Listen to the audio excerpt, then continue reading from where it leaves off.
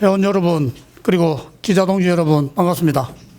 그동안 여러 가지 일들이 있었습니다만, 제71차 제주총회 이후에 의료법 45조 2에 관한 헌법재판 공개 변론도 있었고, 또 의료보험 수가 협상이 진행되어서 6월 1일 새벽에 2.5% 인상안이 타결돼서 어제 체결식을 진행하기도 하였습니다.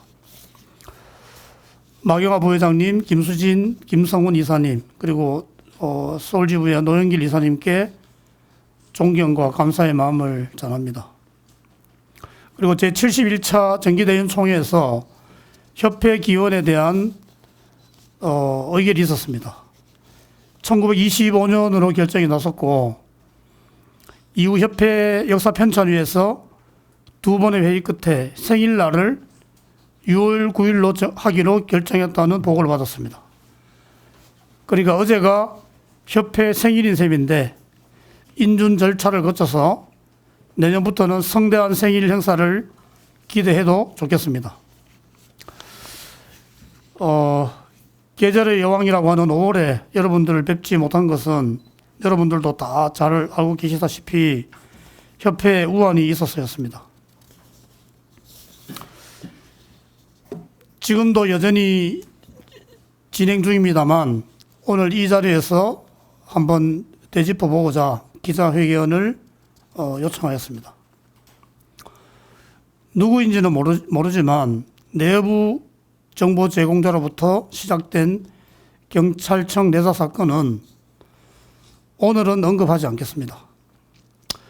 내부 정보 제공자로부터 시작된 경찰 내사 사건 외에 저에게 한 건의 민사소송과 한 건의 형사고발이 접수되었습니다. 첫 번째는 위원장 해촉 관련 손해배상 1천만 원을 요구하는 민사소송입니다. 제가 당선된 이후에 의료광고심의위원장 해촉 관련 양해 전화도 드렸고, 그 후 여러 차례 전화를 드렸으나 받지 않아서 문자로 다시 양해 부탁드린다고 한 이후에 이사회 의결로 해촉하였는데 소송을 걸어왔습니다. 신임 협회장에게 힘을 실어주는 의미에서 자진 사퇴를 하셨으면 참 좋았을 텐데 해촉하게 된 것에 유감스럽다는 말씀을 드립니다. 다만 5년간 위원장을 역임하셨고 다른 특별위원장과 다르게 연간 약 700만 원, 총 3,300여만 원을 수령하신 상황이라 형평성을 고려하여 내린 부득이한 조치였음을 말씀드립니다. 형사고발건은 작년 임시대의원 총회 개최와 관련하여 업무 비용 지출에 대한 횡령 고발입니다. 작년 7월 19일 당선 후 8월 11일 노사협약서를 파기하고 순탄하게 진행될 것 같았던 임시대의원 총회가 상정 안건의 적법성 여부로 한 걸음도 진척되지 못하고 난항을 겪고 있을 때 저는 변호사 의견서로 서로 대립하지 말고 총회 안건 상정 자체의 적법성조차도 대의원들에게 결정하도록 하자고 읍소하였음에도 불구하고 의견서를 요구하셔서 부득이 제가 준비한 변호사 의견서를 제출하여 드디어 총회가 열리게 되었고 셧다운 상태의 협회가 정상화될 수 있었습니다. 그 과정에서 발생한 법률 자문 비용 1,100만 원에 대한 횡령 혐의입니다. 이게 1,100만 원인데 1,050만 원으로 이 고발장이 제시가 되어 있어서 이것도 뭔가 또 좀 다른 의도가 있는가 하는 그런 생각이 들기도 합니다. 여하튼 이 건은 사전에 감사님들께도 보고가 된 상황이고 이후 이사회 의결 과정을 거쳤고 감사 대의원 총회에서도 문제되지 않고 통과된 사안임을 밝힙니다. 그리고 퇴임한 모 국장님에 대한 투서가 국장님이 재취업한 간호협회의 회장, 사무국, 국장 본인 앞으로 배달된 사건이 있었습니다. 총 6통입니다. 저는 지난 금요일 아침에 그 국장님으로부터 전화를 받았었고 토요일에 만나서 그 내용을 확인하였습니다. 국장님을 모질게 비난하는 내용이었습니다. 그 중에 국장님 본인에게 보낸 문구에 차마 말씀드리기 힘든, 여러분도 잘 알고 계시겠지만은 가슴에 묻은 아들을 언급한 부분이 있습니다. 이것은 인간의 도리를 저버리는 폐륜입니다. 반드시 색출돼서 죗값을 받아야 한다고 생각합니다. 범인 색출에 강한 의지를 보이신 국장님께 제가 도울 수 있는 일이 있으면 돕겠다고 하였습니다. 작년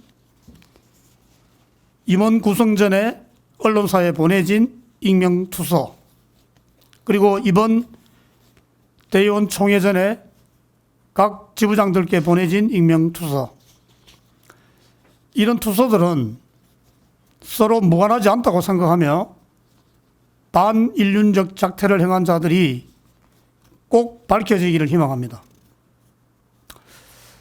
이번 기자회견을 준비하면서 지난 1년간의 일들이 주마등처럼 스쳐 지나갔습니다. 최근의 이 모든 일들이 기득권을 되찾으려는 간악한 무리들이 하는 마지막 발악이라고 저는 생각합니다. 그 지부에서 대의원총회 상정을, 저도 지부장을 여기만 해본 사람으로서 지부의 현안, 대의원총회 상정한 현안들을 통과시키고 나서 이게 뭐 어떻게 됐는지에 대해서 처리 결과나 또 진행을 하는지에 대한 이런 부분들에 대한 그 요구 같은 게 있는 게 당연하다고 생각을 합니다. 그러나 또 한편 생각하면 그 상정된 안건들이 수십여 건이잖아요, 그죠? 그래서 그런 부분들을 일일이 다 절차를 통해서 이걸 보고해야 되고 하면 회무를 하는데 굉장히 어려움이 있다고 생각을 합니다. 그래서 이런 부분들이 이제 충돌이 일어나는 부분들인데 차후에 지부장님들과 잘 논의를 해서 그게 좀 절충될 수 있도록 공통점을 한번 찾아보도록 하겠습니다. 그러니까 모든 그 안건들을 다 저희들이 보고하기는 힘들다고 생각을 합니다. 그리고 제가 협회장 당선되어서 협회장실에 가니까 그 작년 대의원 총회 수임사항이라 해갖고 두꺼운 책이 있더라고요. 그래서 물론 협회장이 그 수임사항에 대해서 노력도 해야 되고 그 결과에 대한 보고도 사실 하는 게 마땅하다고 생각을 합니다. 그러나 거기에 얽매일 수만 없는 상황이라서 필요한 부분들은 반드시 보고를 드리고 또 중첩되는 부분들도 많이 있죠. 그래서 그런 요구들이 왜 나오는지에 대해서도 제가 잘 알고 있기 때문에 지부장님들과 그 의견이 이게 무시되지 않고 살아있대 우리 회무에 적극 반영될 수 있도록 한번 합의점을 한번 찾아보도록 하겠습니다. 근데 이제 이거는 제가 지금 말씀드리기가 상당히 조심스러운 부분이 있는데, 왜냐하면은 이게 너무 민감하기도 하고 또 서로 오해할 수 있는 이런 부분들이 많아서 이 건으로 조금 전에 말씀하신 공청회 이걸 열어야 된다고 저는 생각합니다. 왜냐하면은 저희들이 이제 우리 회원들하고 촉발된 거는 제가 이제 지부장들께 이런 문제가 발생할 수 있으니 이게 계약할 때 주의하고 주지하고 있으라라고 하는 내용으로 공문을 보냈죠.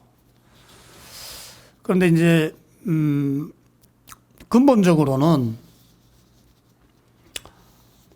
임플란트 회사의 책임이 많다고 저는 생각을 합니다. 저도 병원 개원을 30년 동안 했는 사람이었고 처음 임플란트도 저는 상당히 빨리 그 시작을 했었는데 그 당시에 초기 2010년도 이전에 제가 쓰는 임플란트 회사 그 영업맨들에게 그때 당시만 하더라도 리베이트, 상벌제 이런 게 없었기 때문에 덤으로 주는 게 많았거든요.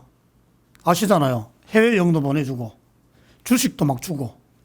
그래서 이렇게 영업을 하는 방침은 대단히 나중에 우리에게 나쁜 결과로 화살이 돌아올 수 있으니 그렇게 하지 말고 정말로 제품에 하자가 있는 경우에는 그 수수비를 다 내주는 걸로 하든지 이런 식으로 영업을 해라. 단순히 한 달에 얼마어치 팔기 위해서 끼워 팔기나 이런 거는 반드시 문제가 생긴다라고 제가 그 울산 소장들한테 굉장히 그런 얘기를 많이 했습니다. 그런데 그런 어떤 영업에 대한 이런 것들이 지속이 된 거죠. 그게 가장 문제라고 생각을 합니다. 이게 우리 아까 김성 기자 말씀하신 것처럼 지금 현재 앞으로 우리 회원들이 문제가 되는 거는 20% 30% 과다하게 반품을 하는 사람들은 처벌받을 수 있습니다. 이 적발이 될 경우에 그런 가능성에 대해서 내가 주의하라고 저는 공문을 보냈는데 그 이전에 사실은 이제 회원들이 반발하고 정서적으로 이게 협회에다가 막 좀 악의적인 이런 걸 한 이유는 그 이유를 제가 알지요. 이 문제의 기본적인 책임은 임플란트 판매하는 사람들에게 있는 거예요. 실적 올리기 위해서 계약할 때 무조건적으로 반품해준다라고 하는 조건으로 판매하잖아요. 그런 게 문제라고 생각해요. 그런데 이제 앞으로는 계약서를 쓰겠다 하니 그러면 계약서 쓸 때 제대로 잘 그걸 확인하고 쓰라라고 저희들이 그런 공문을 보낸 거죠. 그래서 이런 실적 올리기에 급급한 임플란트 회사들이 이제 그런 거를 좀 청산하고 제대로 된 가격에 제대로 된 계약서에 이렇게 판매할 수 있는 그런 계기를 삼았으면 하는 바람이 있고, 우리 치과의사들도 과도한 반품, 이 통계적으로 보면 한 10% 정도, 18%죠, 그게 밝혀진 게. 그 정도의 야간에 한 10% 정도의 반품 정도는 뭐 회사도 그렇고 우리 회원들도 익스큐즈를 할 수 있는 선이라고 저는 봅니다.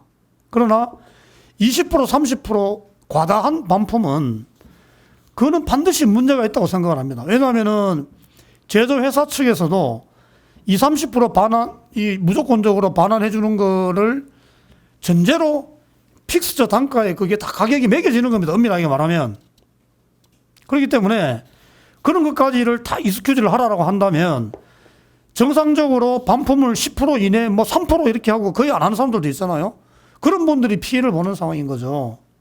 그런 거를 헤아려서 제조사에서 제품을 팔 때 이게 문제가 없게끔 하는 거가 먼저라고 생각. 그래서 충분히 이런 부분들이 서로가 논의되고 예를 들어 공청회를 하든지 해서 이런 부분들을 서로 공유해서 문제점들을 해결하려고 하는 이 과정이 필요했는데 제조사에서 일방적으로 3%까지만 해주겠다라고 한 거가 우리 회원들을 자극했다고 생각을 합니다. 그건 분명히 제조사에서 3%라는 거를 저하고 협의한 적도 한 번도 없는 일이기도 하고, 그건 정말 잘못된 거죠. 3%라는 걸 일방적으로 정해서 물론 그것도 우리 회원들에게 공지한 건 아니죠. 엄밀하게 말하면 그 판매 직원들에게 앞으로는 3%로 예상해서 계약하라라고 오다를 내린 건데, 그래서 그런 부분들은 일방적이기 때문에 바람직하지 않아서 제가 제조사 CEO들에게 일일이 연락해서 이런 논의를 일단 중지하자라고 요청을 해서 이제 그게 없던 일로 된 상황입니다. 필요하면은 공청회 같은 것도 열어서 회원들이 요구하는 또 제가 모르는 요구사항들이 있을 수도 있는 거고 또 제가 모르는 제조사들의 애로사항들이 있을 수도 있는 거고 해서 공청회 같은 걸 열어서 이런 현안들을 논의해서 제조사도 또 우리 회원들도 피해가 없는 그런 방향을 모색해야 된다고 생각을 합니다. 그리고 공청회 이야기를 했는데 아까 말씀드린 것처럼 제가 최근에 공청회 3개 정도 해야 된다라고 해서 칠판에 적어놨는데 그걸 질문해 주셨는데 첫 번째가 이번에 제가 법제이사께 지금 그 지시를 했습니다. 뭐냐면은 자율징계권을 그 전문가 평가제라고 지금 시행이 되고 있죠. 전문가 평가제의 전 단계로 자율징계권의 전 단계로 전문가 평가제를 이야기하고 있는데 전문가 평가제하고 자율징계권은 이게 비교가 안 되는 겁니다. 이게 그 가지는 의미 자체가 비교가 안 된다고 생각을 합니다. 그래서 제가 복지부에다가 최근에 그 관계자들을 만나가지고 자율징계권에 대해서 먼저 이야기를 하더라고요. 그래서 제가 자율징계권하고 전문가 평가제는 너무나 다르다. 그래서 자율징계권을 차라리 시범실시 한번 해보자. 그것도 뭐 지방에 지금 광주, 울산에서 전문가 평가제를 하고 있는데 지방이 하는 거 의미 없으니까 서울, 경기 중에 하나 선택하고 지방이 하나 하고 해서 자율징계권을 시범실시해 보면 이 결과가 어떻는지를 알 수 있을 테니 그런 방안을 한번 제가 제안을 한 적이 있습니다. 그래서 자율징계권에 대한 각계각층의 어떤 의견을 들을 수 있는 공청회를 준비하라라고 제가 법제이사께 지금 지시를 해놓은 상황입니다. 그래서 아마 뭐 지금부터 준비를 하면은 2달 후에 아마 가능하지 않을까라는 생각이 들고요. 또 치약연구원 설립에 대해서 또 제가 대관 업무도 했었고 대선 관련해서도 여러 가지 이제 제가 했었는데 이 치약연구원에 대한 성격이나 이런 부분들을 과연 어떻게 채울 것인가에 대한 이런 부분들도 사실은 의견인들이 너무나 다양하더라고요. 그러니까 광주에 만들 건가, 뭐 부산에 만들 건가, 대구에 만들 건가 그 이상으로 그 연구원에 대한 성격에 대해서도 대단히 논란이 많은 것 같아서 이런 부분에 대해서도 공청회를 통해서 한번 논의해야 되지 않을까라는 생각이 들고 또 이런 공청회를 통해서 정치권에 좀 압박도 하고 정치권에 관심을 불러일으킬 수 있는 그런 계기를 만들어야 되지 않을까라는 생각이 들어서 치약연구원 관련한 공청회도 지금 제가 생각을 하고 있습니다. 그리고 선거관리 규정에 대한 거는 사실은 대단히 이제 선거를 앞두고 이거는 원래 선거관리 규정에 대해서는 1년차 때 이거를 해야 된다고 생각을 하는데 선거관리 규정에 대해서는 대단히 민감한 사안이라고 생각을 합니다. 그리고 이번 대의원 총회를 앞두고 선거관리위원회에서 선거관리 규정 개정권에 대해서 우리 이사회에 제안을 해서 통과시켜서 대의원 총회에 의결할 수 있도록 해달라는 요청이 있었습니다. 그러나 그 내용을 저희들 이사회에서 검토한 결과 오히려 지금 현재 있는 것보다 그거를 명문화했을 때 나타나는 여러 가지 그 후유증들이 더 심하다라는 생각이 들어서 좀 더 심사숙고해서 만들어야 되지 않느냐라는 생각들이 많아서 그 안을 상정하지 않았습니다. 차후에 선관위와 논의를 해서 제가 그때 그래서 선관위원장님과 제가 말씀을 나눈 게 꼭 선관위에서 이게 절실하게 필요한 사안이고 하면 의논해서 뭐 임시 대의원총회를 열든지 해서 통과를 해야 된다고 하면 그렇게 하겠다라고 약속을 해서 논의해서 필요하면 그렇게 할 거고 그렇지 않으면 지금 선거관리 규정으로 선거를 치러야 될 것 같다는 생각을 합니다. 그리고 선거관리위원은 지금 위원이 그대로 다음 선거를 치르게 되어 있습니다. 지금 바뀔 수 없는 상황입니다. 질병관리청장님이 이번에 새로 임명이 됐었죠. 그래서 제가 당장 찾아가서 좀 현안을 이야기하고 싶다고 요청을 했는데 취임한 지 얼마 안 돼서 인수인계도 하고 지금 업무 파악하고 하는 게 좀 지금 복잡한 상황이라서 조금 여유 있게 그 와달라는 요청이 있어서 지금 그렇게 하고 있는 상황이고 그리고 또 청장이 바뀌었기 때문에 오히려 이게 작년에 결정이 된 거죠. 2년으로 하는 거가. 그래서 오히려 이런 거를 좀 바꿀 수 있는 기회라는 생각이 들고 해서 기다리는 동안에 우리 그 치과 방사선 협회 회장님께 제가 공문을 보내라고 그저께 지시를 했습니다. 뭐 내용이냐면은 이게 방사선 교육 이 2년으로 하는 게 타당하냐? 타당하지 않다면 몇 년 주기를 하는 게 바람직하냐라고 하는 거를 좀 명시를 해달라는 공문을 제가 보내라고 지시를 해서 거기에 대한 답변이 오면 아마 제가 지난번에 방사선협회 회장님과 간담회를 한 적이 있었는데 본인들도 2년마다 하는 거에 대해서 그 교육하는 거를 수용하는 것에서도 문제가 있고 한 5년 정도가 적당하지 않느냐라는 의견을 해서 그런 답변을 주시지 않을까라고 생각을 합니다. 물론 저희들이 목표하는 거는 예전처럼 평생에 한 번 하는 거지만 이 공무원이라는 게 완전히 그렇게 가는 거에 대해서는 무리가 있는 거기 때문에 하여튼 저는 목표를 그렇게 두고 그 답변서를 가지고 질병관리청장을 면담하러 갈 예정입니다. 그리고 국민권익위를 물론 그 공문을 같이 가지고 와서 이런 걸로 해서 우리가 개원가들이 대단히 좀 행정 업무에 시달리고 있는 상황이라서 이런 좀 고충을 좀 해결해 주십사 하는 그런 방문을 할 계획을 갖고 있습니다. 이게 정상적으로 저에게 아직 공문이 안 왔기 때문에 이 진상이 어떤지를 제가 잘 파악을 하지 못하기 때문에 말씀드리는 게 대단히 조심스럽지만 제가 알고 있는 정보 내에서 말씀을 드리자면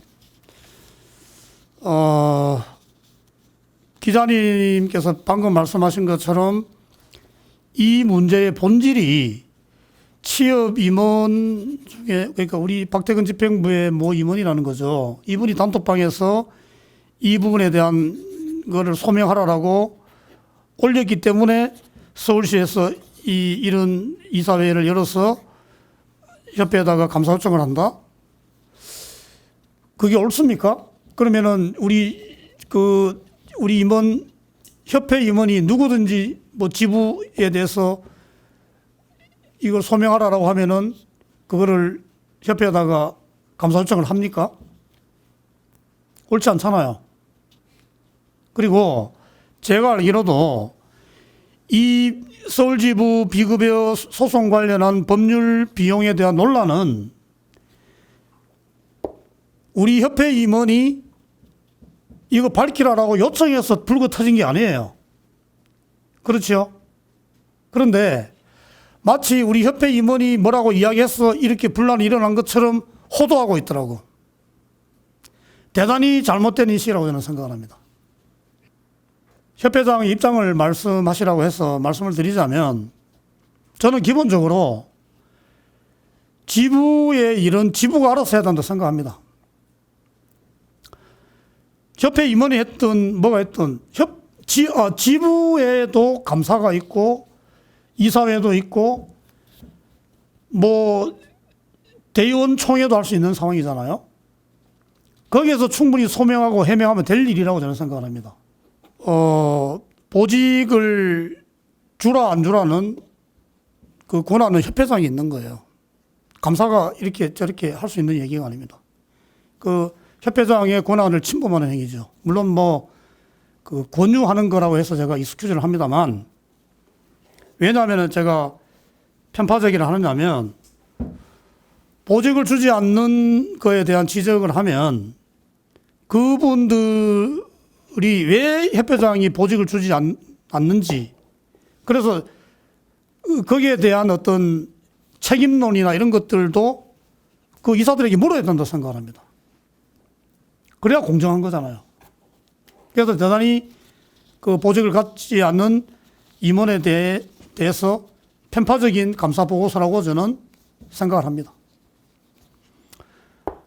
그러나 제가 공개적인 석상에서는 아니지만 우리 32대 임원 단톡방에서 제가 우리 단톡방에는 제가 글을 잘 안 올립니다. 안 올리는데 총회 끝나고 여러분들이 임원들이 다 수고를 많이 하시고 해서 또 이제 1년 정도 남은 임기 상황이라서 보직 주는 것에 대해서 긍정적으로 검토를 할 테니 서로 한번 논의해보자라고 이제 글을 올렸습니다. 올려서 제가 우리 비서실을 통해서 연락을 드렸는데 이게 조건을 걸어서 만나는 거에도 조건을 걸어서 이게 나오기도 하고 해서 좀 만날 상황이 안 되었습니다. 안 되었고 그래도 그냥 있는 게 좀 불편해서 그리고 김영삼 이사는 국내에 잘 없습니다. 연락을 하면 이게 잘 없어서 만나기가 참 힘든 상황이고 김재성 이사께는 연락을 해서 한번 만났습니다. 만나서 뭐 이런저런 이야기를 한 적이 있고 또 그분이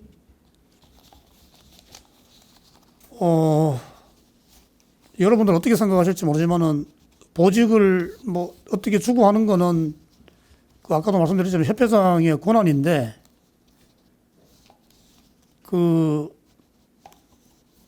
조건을 본인이 거는 거예요. 그래서 저는 대단히 적절하지 않다고 생각합니다. 물론 앞으로도 계속 저는 작년에 기자회견 할 때도 그런 얘기 했습니다. 임원들에게 보직을 준다고 하는 거는 권한을 주는 겁니다. 그 권한은 비유하자면 칼자루를 쥐어주는 건데 그 칼자루로 협회장 뒤에 칼을 꽂는 행위를 한다면 그 권한을 줄 수 없는 거죠. 그래서 물론 지금까지도 방임한 건 아닙니다. 끊임없이 보고 있습니다. 어떻게 하는지를. 앞으로도 두고 볼 것이고 회원을 위해서 진심으로 일할 수 있는 그런 자세가 되어 있다라는 판단이 서면 제가 임원 보직을 줘야 된다고 생각을 합니다. 얼마 전에 우리 신문에 보셨겠지만은 이길 그 신임 이 차관님께서 우리 협회를 방문하시기도 하셨고 그래서 그 방문한 자리에서 사실은 차관으로서 물론 그 전에도 제가 만난 적이 있지만 차관으로서 협회장으로서 이제 첫 상견례 하는 자리라서 그냥 덕담만 나누고 이제 가기를 원했는데 차관님께서 대단히 소탈하기도 하고 해서 협회장실에서 대단히 오랫동안 현안에 대해서 이야기를 많이 나누었습니다. 그 자리에서도 아까 이야기했는 자율징계권에 대한 이야기도 나누었고 비급여 공개 부분에 대해서도 이야기를 나누었습니다. 그래서 참석한 기자님도 아마 계실 건데 이게 저수가부터 이게 올림 차순으로 공개하는 이런 거는 대단히 우리가 회원들 정서에 문제가 심각하다. 그리고 정부와 우리 치과의사 간의 신뢰를 회복하는 데 있어서도 대단히 악재라고 생각한다. 왜냐하면은 치과 의료라는 게 가격으로만 등기를 매길 수 없는데 그렇게 올림차순으로 나열하는 거에 대해서는 정부가 산진료비로 몰아가고 있다는 그런 의심을 우리 회원들이 지울 수 없는 상황이다. 라고 하는 얘기를 분명히 했고 그런 부분에 대해서도 차관님께서도 인식을 같이 했습니다. 그러나 또 정부의 방침이나 또 다른 단체와의 그런 관계도 있고 해서 그런 이야기를 나누었다는 말씀드리고 또 곧 우리 심평원장님과 간담회가 예정이 되어 있습니다. 그래서 그 자리에서도 한 번 더 이야기할 거고 그래서 다시 공개를 해야 되는 시점에 이러한 부분들이 개선되지 않는다면 특단의 조치를 강구해야 되지 않을까라는 생각을 하고 있습니다. 구체적으로 어떻게 하겠다라고 하는 생각까지는 아직 제가 할 수 있는 여유가 없어서 못했는데 그런 생각을 하고 있고 헌법소원이 진행이 되는 것도 저희들이 언제 어떻게 되면 빨리 끝날 것 같기도 하고 하여튼 그런 점에서도 좀 촉각을 곤두세울 수 있는 상황이고 또 정권이 사실은 이게 문재인 케어의 일환으로 진행이 된 거라는 생각이 들어서 장관이 결정이 되고 행정부의 어떤 입장이 정해졌을 경우에 변화가 있지 않을까라는 그런 기대도 좀 하고 있는 상황이기도 합니다. 그래서 주시하고 있다는 말씀으로 대신하면 될 것 같고요. 제가 전에도 기자회견 할 때 여러 번 말씀드린 바가 있지만 비급여 관련한 이런 그 현안에 대한 그 상황 파악 같은 게 좀 부족했던 그런 부분들이 또 사실 좀 있기도 했었고요. 또 되고 나서 제가 복지부와 접촉하고 하면서 협회장으로서 회원들에게 갈 수 있는 이해득실 같은 거를 따지지 않을 수가 없었습니다. 왜냐하면 과태료 부분이나 이런 게 있었기 때문에. 또 얻어지는 부분들 전에도 말씀드렸지만은 제가 공약이 대단히 과격했기 때문에 복지부에서는 대단히 좀 소통하기 힘든 사람으로 인식을 사실 하고 있었는데 저하고 몇 번 이렇게 접촉을 하면서 예전에 그런 막혔던 소통의 채널들이 많이 복구가 되기도 했습니다. 그런 상황에서 극단적인 그런 걸 했을 때 득실에 대해서도 제가 고려하지 않을 수 없던 상황이고, 여하간에 공약에 대해서 그렇게 말 그대로 하지 않았던 것에 대한 비난은 뭐 제가 감수를 해야 될 부분이라고 생각을 합니다. 치약연구원이 걸림돌이 되는 거는 일단은 뭐 어느 지역, 특정 지역, 뭐 어떤 컨텐츠를 담고 하는 이런 부분들이 사실은 제일 중요한 게 설립 근거가 되는 법안이 통과되는 거거든요. 법안 통과가 우선이죠. 그래서 형식적으로 드러나는 거는 그런 거라고 생각을 하고, 근데 법안이 통과가 되지 않는 거는 행정부의 의지죠. 과연 이거를 만들 의지가 있으면은 뭐 법안 통과가 다 되는 거죠.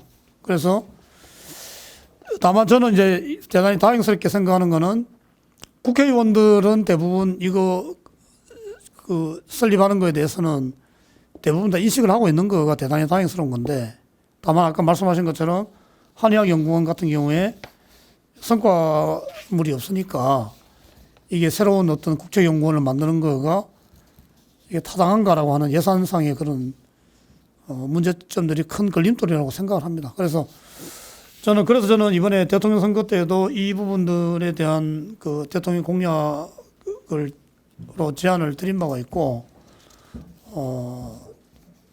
그래서 지금 이제 행정부가 이제 막 일을 시작하는 그런 단계라서 주시하면서 다만 너무 조급하게 서두르지 않아야 되겠다는 생각이 들어서 그렇게 준비하고 있다는 말씀을 드립니다.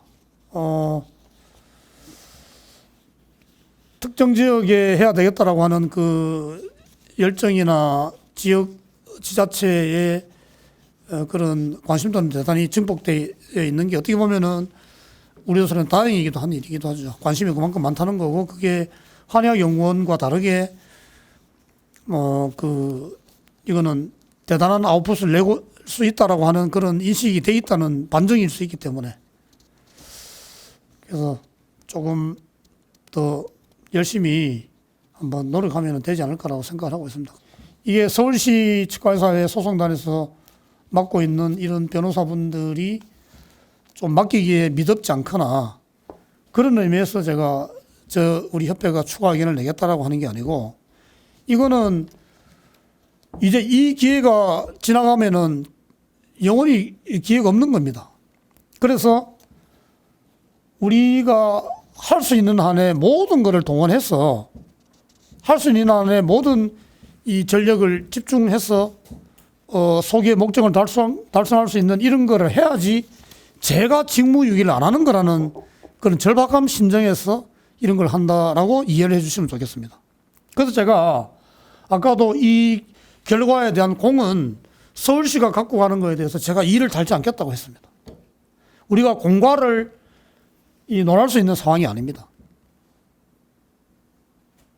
그래서 또 돈이 들어가는 문제이기 때문에 돈이 들더라도 우리 회원들이 이겨서 가져갈 수 있는 것들이 훨씬 더 많다고 저는 생각하기 때문에 돈 아끼지 않고 로펌하고도 또 아까 히든 카드도 있다는 말씀을 드렸는데 모든 걸 제가 협회장으로서 강구할 수 있는 모든 것들을 동원해서 꼭 위원 결정이 나는 데에 보탬을 드리고자 한다는 말씀을 드립니다.